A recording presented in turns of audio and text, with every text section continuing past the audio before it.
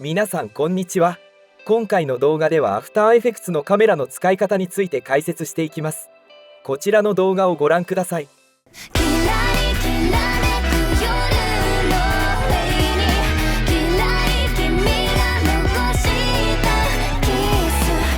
この動画はいわゆるカメラを使った 3D テキストアニメーションです。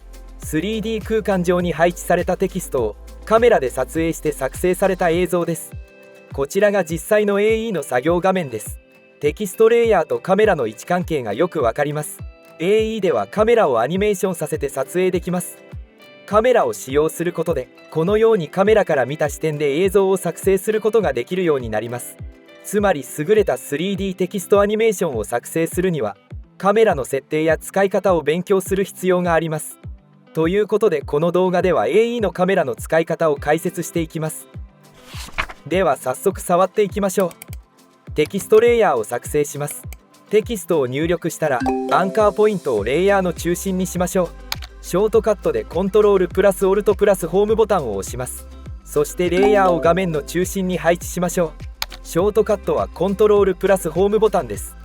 ここで簡単なアニメーションを作成しましょう。テキストを画面の左から画面中央に動くように1の X 座標にキーフレームを打ちます。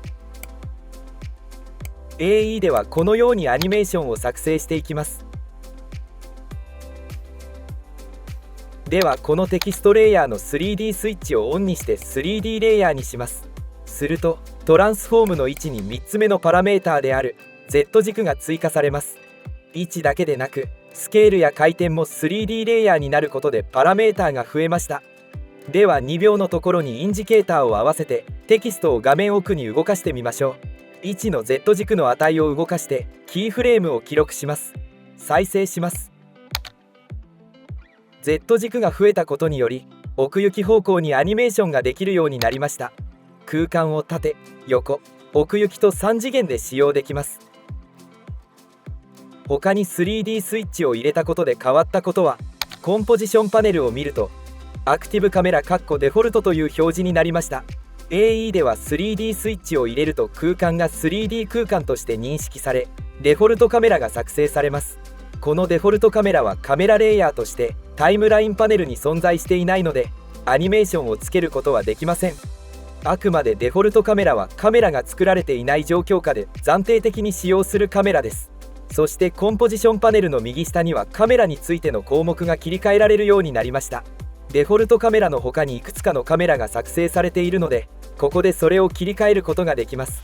3D 空間を正面から見ることができるフロントビューや横から見ることができるレフトビュー、ライトビュー、上から見ることができるトップビュー、下から見ることができるボトムビュー、後ろから見ることができるバックビューがあります。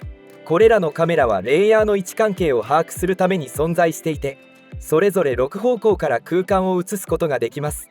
これら6種類のカメラはズームしたり上下左右にスライドすることはできますがカメラを回り込ませてアングルを変えることはできません。そこで用意されているのがカスタムビューです。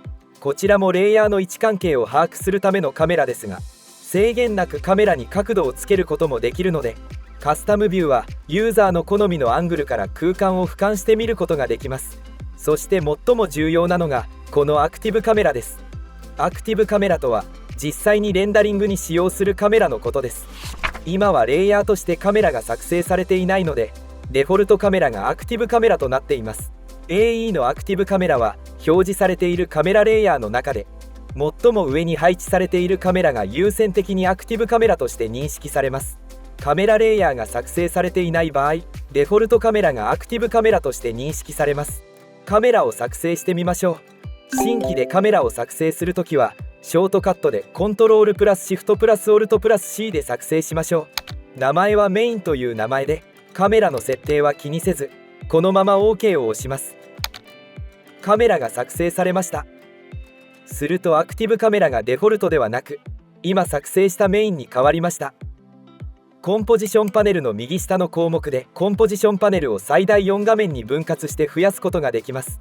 ここでは2画面にしておきます。そして左側を選択してアクティブカメラになっていることを確認してください。右側を選択してカスタムビュー1にします。右側がカメラとテキストの位置関係がわかる俯瞰図で、左側がそのカメラの視点です。カメラの位置をカスタムビューで Z の方向に動かしてカメラをテキストに近づけてみましょう。すると当然ですが、アクティブカメラではテキストが大きく映ります。このように 3D レイヤーに対してはカメラレイヤーを使用できるようになります。ではテキストレイヤーのアニメーションを削除してカメラを動かして先ほどと同じテキストアニメーションを作成してみましょう。カスタムビューを上からのアングルのトップビューに変更します。カメラとテキストの位置関係がわかるようにビューを調節します。1秒のところでキーフレームを打ち、0秒のところでカメラを右方向に動かします。するとどうでしょうか。トップビューに注目してください。このようにカメラには通常目標点という座標があります。目標点によりカメラは横に移動しても目標点の方を向き続けます。なので結果的にこのようなテキストの周りを回り込むようなアニメーションになってしまいます。これを避けるにはカメラで右クリック、トランスフォームから自動方向を選択。目標点に向けて方向を設定になっています。これをオフにしましょう。カメラから目標点がなくなります。アニメーションを見てみると目標点を向かず横にスライドしてくれています。後で詳しく説明しますが、今回の場合目標点がない方が望ましいです。そして2秒のところでカメラをテキストから遠ざけます。アニメーションを確認してみましょう。先ほどテキストを動かした時のアニメーションと同じものが再現できました。つまり先ほどはカメラが固定されていてテキストの方を動かしましたが、カメラレイヤーを作成することでカメラを動かしてアニメーションを作成できるということです。さらにテキストもアニメーションさせることもできますから、カメラを使用することはより複雑なアニメーションを作成できます。ただしカメラの操作に慣れる必要がありますし、カメラの設定などの知識も必要になります。より空間を意識してアニメーションを作成する必要があります。先ほど少し触れましたが、カメラには大きく2種類に分けられます。目標点があるかないかです。目標点がないカメラのことを AE では1ノードカメラと呼びます。目標点があるカメラのことを2ノードカメラと呼びます。カメラに同じアニメーションをつけても目標点のありなしで結果がこれだけ違います。目標点があると常に目標点の方を向き続けるからです。目標点ありのカメラはテキストの位置を目標点としているため、カメラを動かしてもテキストを画面の中心に常に収めることができています。このように目標点は被写体を覆うようなアニメーションを作る場合にはとても便利です。ただしこの目標点が邪魔になる場合もあります。例えばこのようなテキストが複数奥行き方向に配置されていて、そこにカメラが直進していくような場合です。このような複数のテキストが通り過ぎていく映像が欲しい時もあるでしょう。このような場合、目標点があると目標点を常に向くのでテキストが途中で反転してしまいます。こういった場合は目標点がないカメラを使いましょう。では実際この2種類のカメラをどのように使用していけばいいかを解説します。新規でカメラを作成します。この種類の項目で1ノードカメラと2ノードカメラを選択できます。結論を言うとカメラを作成するときは2ノードカメラを選択しましょう。先ほども言いましたが1ノードカメラと2ノードカメラの違いは自動方向のオンオフの違いです。ただこのノードカメラが分かれていることによって AE のカメラがややこしく感じてしまいます。より高機能な2ノードカメラを選びましょう。そして2ノードカメラを作成したらヌルレイヤーを作成します。カメラは 3D レイヤーなので次元を合わせるためにヌルレイヤーの 3D スイッチを入れます。カメラの位置にヌルを移動します。カメラの位置をコピーしてヌルの位置にペーストします。カメラレイヤーのピックウィップをヌルに引っ張り、カメラの親にヌルを設定します。これで設定が完了しました。ヌルのポジションをコントロールするとカメラを1ノードカメラとして扱えます。親のヌルを動かすということはカメラを目標点ごと動かすことになるので1ノードカメラを動かした時と同様に扱えます。そしてカメラ自身のパラメーターでコントロールするとこれまで通りカメラを2ノードカメラとして扱えます。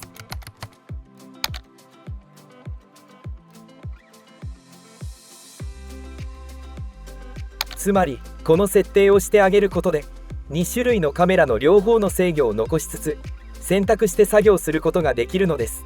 このようにカメラを作成した時にヌルをカメラの親にすることは AE を使用する人なら誰もが知っている一般的な方法です。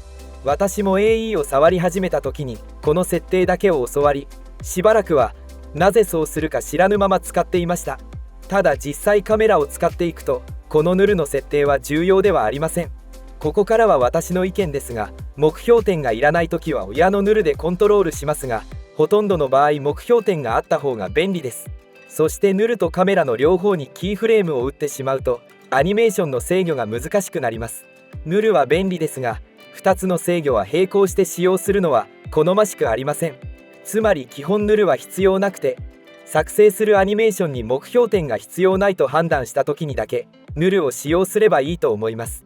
ちなみにカメラの目標点を消す方法は他にもあって、このようにカメラの目標点からピックウィップで位置に引っ張ってください。これでも目標点をなくすことができます。エクスプレッションのオンオフで目標点のありなしを切り替えられます。ヌルレイヤーを新しく増やすよりスマートかもしれません。ここでは何が言いたいかというと、 AE 側の親切で2種類のカメラが用意されていますが、複雑に考えず目標点について理解して柔軟に使うことが重要ということです。カメラを操作するときはレイヤーのトランスフォームで数値をコントロールするか、コンポジションパネルでカメラレイヤーのギズモでコントロールするか、そしてカメラ視点であるアクティブカメラの視点をカメラツールでコントロールする方法があります。それではカメラツールで視点をコントロールする方法を解説します。アニメーションを削除します。エクスプレッションをオフにして目標点を復活させます。 D のテキストの位置をコピーして目標点に貼り付けます。このように目標点に被写体の座標をコピーすれば簡単に被写体を画面の中心にできます。ではビューの視点を操作します。その前に必要な設定があります。画面上の周回ツールを左クリック長押しでカメラの目標点の周りを周回に変更してください。そしてその2つ横のドリーツールを左クリック長押しでカメラの目標点にドリーに変更してください。これで準備完了です。ではアクティブカメラの視点を動かしていきます。カメラがどのような動きをしているか右側の俯瞰図も観察してください。まずオルトプラス左クリックをドラッグで周回ツールが使用できます。先ほど目標点の周りに周回に変更したので目標点を基準にしてカメラが回っているのが分かります。なので目標点は動きません。次にオルトプラス中クリックをドラッグでパンツールが使用できます。カメラに対して垂直な面を上下左右にスライドして動かせます。パンツールではカメラの目標点と位置が両方動いているのが分かります。そして最後にオルトプラス右クリックをドラッグでドリーツールが使用できます。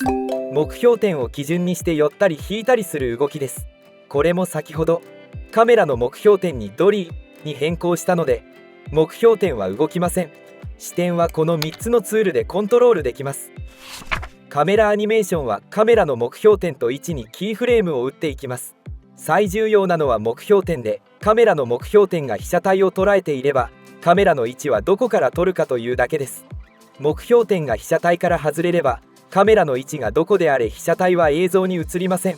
この3つのツールによるビューでのコントロールは直感的に映像を操作できるのでとても便利です。ですが注意が必要です。先ほどの周回ツールとドリーツールは設定で基準点を目標点に変更したことで目標点がずれる心配がないので安心して使えます。しかしパンツールは目標点と位置の両方を動かしてしまうことを理解して慎重に使うべきです。特に被写体を追うような場合、目標点を数値で管理したいことも多いです。その場合パンツールはなるべく使用しない方がいいでしょう。実際被写体への与える影響が強くフレームアウトの原因にもなります。それでは実際にカメラを動かして 3D テキストアニメーションを作成してみましょう。被写体はこのように配置した状態から作業します。今回はカメラのアニメーションに特化して解説させてください。被写体の配置については今回は省略しますが、カメラを使った 3D テキストアニメーションでは 3D 空間で被写体を上手に配置する必要があります。こちらをご覧ください。下の俯瞰図に注目してください。被写体の配置について左が良い例で右が悪い例です。上がそれぞれカメラ視点の映像です。右側の悪い例を見てください。テキストの位置関係が悪く、未来の歌詞が見切れていたり、テキスト同士の距離を十分に取れていないために、過去の歌詞が再び画面内に映ってしまっています。そのようなミスがないようにテキストの位置関係は調整が必要です。狙いがあればいいですが、リリックビデオでは現在の歌詞を邪魔するような情報が入らないように気をつけましょう。今から実際にカメラをコントロールして左側の映像を作成していきます。では新規でカメラを作成しましょう。レイヤーの名前をメインにします。2ノードカメラを選択します。それではカメラ設定のプリセットからレンズの焦点距離を選択しましょう。今回は 50mm のまま OK を押します。今回は目標点が必要なので、ヌルは作成せずに使用します。音楽データを再生して、あらかじめ歌詞のタイミングにマーカーで印をつけておきました。それではカメラの目標点と位置にアニメーションをつけていきます。被写体の位置の値をカメラの目標点にコピーして、キーフレームを打っていきます。歌詞のキラリのタイミングにインジケーターを合わせて、テキストのキラリの位置をコピーします。カメラの目標点にペーストします。カメラの位置を調整します。目標点と位置にキーフレームを打ちます。次のテキストのきらめくもコピーして目標点にペーストします。これを繰り返します。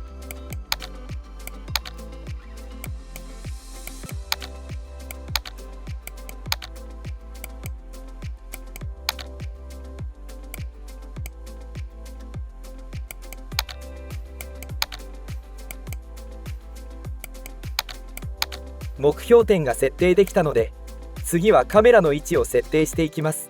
アクティブカメラの視点をカメラツールで操作します。ドリーツールで被写体に寄ります。周回ツールで目標点を基準にして回り込みます。パンツールを使わない限り目標点はずれないので、周回ツールとドリーツールで画面を作っていきましょう。これを繰り返します。各タイミングで同じようにカメラの位置を調整していきます。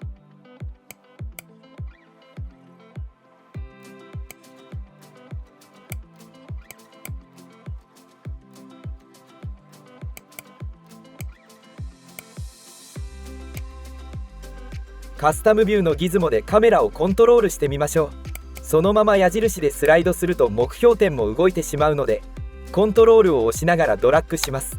すると目標点を固定したままカメラの位置だけを動かすことができます。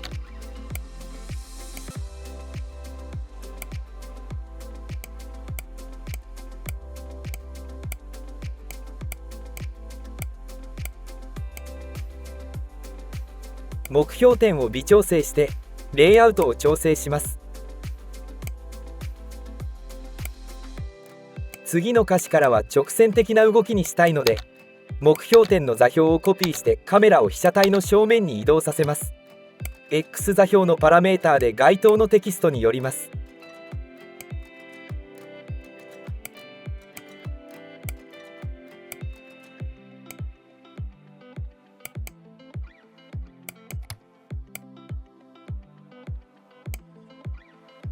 最後にテキストを少し引いておきます。目標点と位置のキーフレームを選択して F9 で Easy Ease をかけます。グラフエディターを開きます。速度グラフでアニメーションの緩急を調整します。位置を選択してグラフのポイントを選択します。右クリックでキーフレーム速度を表示して影響を 50% に変更します。目標点も同じように影響を 50% に変更します。位置と目標点の影響は同じにしておくと、よりアニメーションが自然になります。再生してみましょう。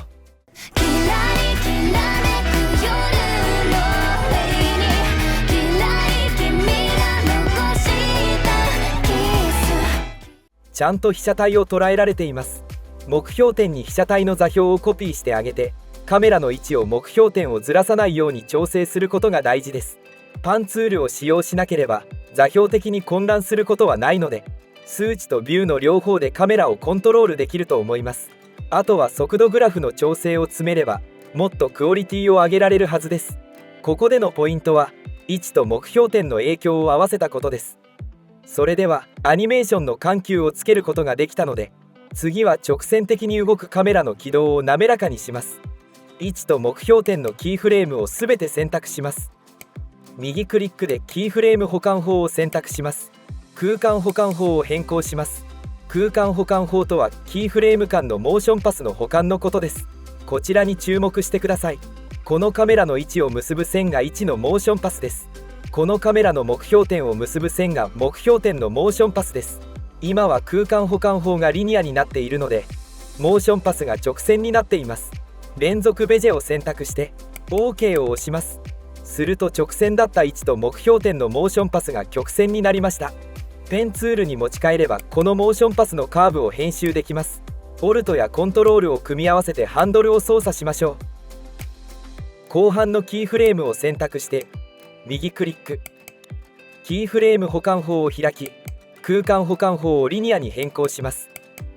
これで該当のキーフレーム間のモーションパスを直線にできました。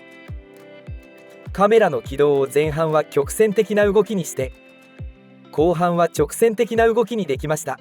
パスはペンツールで調整してください。空間保管法をリニアに変えた後半部分のアニメーションの緩急を調整し直します。ではグラフエディタを開きます。先ほどは数値で影響を変更しましたが、グラフで調整してみましょう。速度グラフで調整します。黄色いハンドルの長さが影響の強さです。速度グラフでは複数のパラメーターのハンドルを同時に調整できます。位置と目標点の影響は一緒に動かしましょう。位置と目標点で影響がバラバラだと不自然な動きになります。音と一緒に再生してみましょう。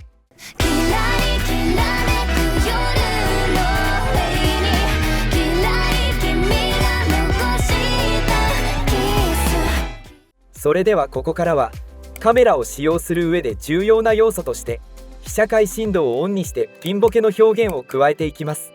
絞りを40にしてピンボケを強めます。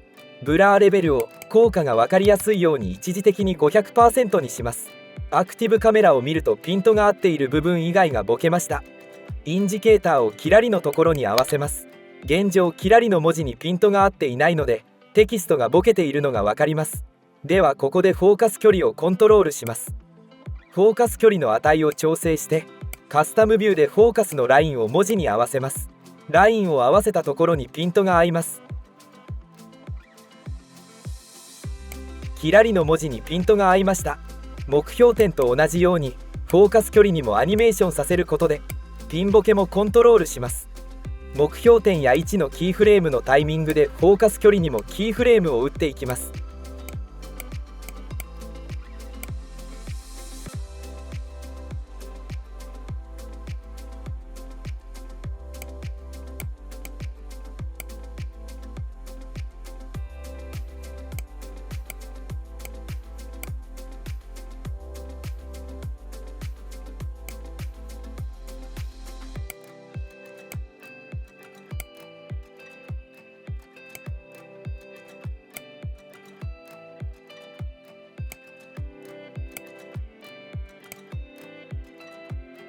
トップビューから見てみましょう。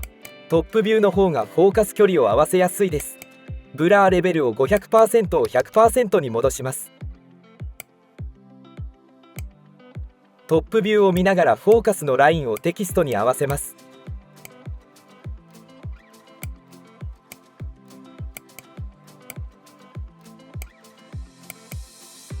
再生してみましょう。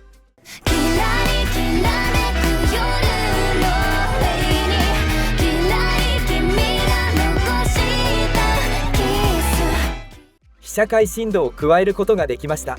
現在の歌詞にピントを合わせることで注目してほしい被写体を限定できます。被写界深度を加えることで映像をよりリアルに表現できます。被写界深度はカメラを使う上で重要な表現の一つなので覚えておきましょう。ここでよく使うエクスプレッションを一つ紹介します。フォーカス距離を目標点に設定する方法です。フォーカス距離をオルトを押しながら左クリックでエクスプレッションをこのように入力してください。レングスポジションカンマポイントオブインテレストと入力してください。これだけで常に目標点にピントが合うようになります。今回の場合はフォーカス距離にいちいちキーフレームを打たなくても目標点に常にピントが合ってくれれば問題ありません。このような場合に便利に使えるエクスプレッションです。再生します。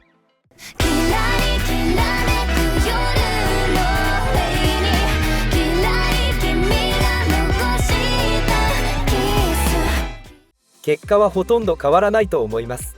正しく被写界深度が効いているのがわかります。それでは次にモーションブラーをオンにします。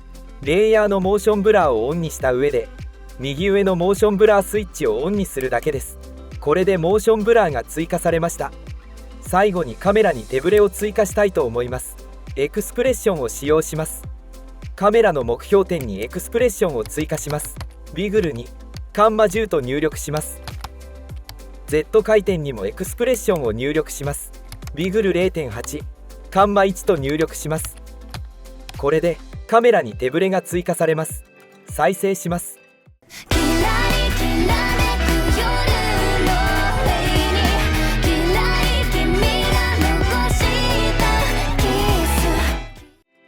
これでカメラアニメーションは完成ですが、より複雑なアニメーションにするには、被写体のシェイプやテキストなどにもアニメーションをつけましょう。円のシェイプレイヤーをカメラが引いたタイミングで表示するようにアニメーションをつけます。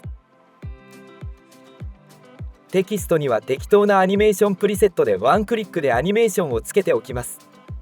今回はアニメーションコンポーザーを使ってテキストにアニメーションをつけます。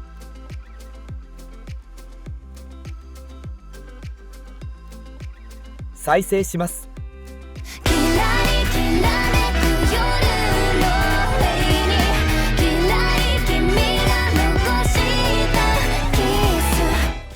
いかがだったでしょうか。今回はカメラを使ってアニメーションを作っていく工程を解説してきました。この動画では駆け足で解説してきましたが、おおむねこのような流れでアニメーションを作成していきます。速度グラフでアニメーションの緩急を調整して、カメラの軌道をモーションパスで調整していきます。それと最後のテキストアニメーションなんかは丁寧に時間をかけて調整していけば、どんどんクオリティが上がっていくと思います。このブラッシュアップの作業は再生して調整してを繰り返して進めていきます。どうしてもカメラの調整は感覚的なものなので時間がかかりますが、トライアンドエラーを繰り返しましょう。アクティブカメラからの映像がかっこいいかどうかが問題です。